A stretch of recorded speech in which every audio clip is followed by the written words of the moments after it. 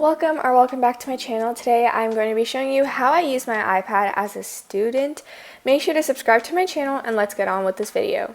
So the first and most used app that I use is GOODNOTES. So I mainly use GOODNOTES to annotate my textbook when taking notes on it and highlighting key important information.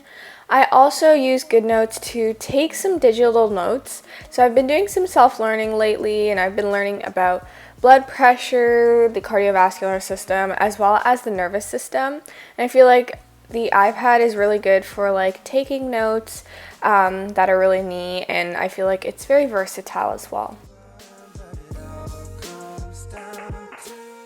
So the next app that I use the most often is Notion. I usually use Notion for managing my YouTube channel, planning all these videos that I am pumping out to you guys, and make sure that I'm on track. I also use Notion for school and organizing a bunch of content, especially with online school going on. I also use Notion for daily journaling and writing down some stuff that I'm grateful for every single day. Next, I have this big folder of all the utilities and Apple stuff bunched together, as I don't really use that often.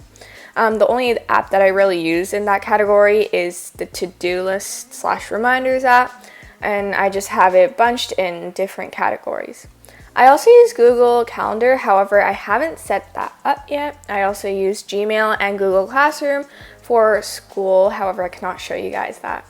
I use QUIZLET a lot for active recall and flashcards, as this really helped me with doing well in very content-based courses like science and geography.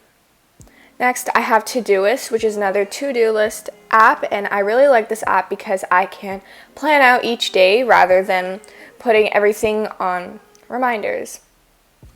So next, I have Khan Academy. I use this for some extra self-learning or as a complementary to whatever I am doing in class.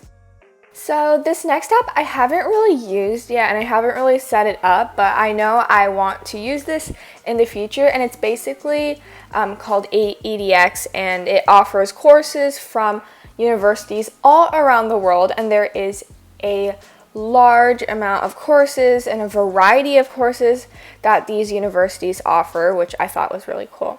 The next app that I use is in complementary with Khan Academy. I use OneNote to take notes for all of the organ system stuff. I usually type it up on my laptop, and it's really nice to see all the notes on the iPad because I feel like it's easier access that way.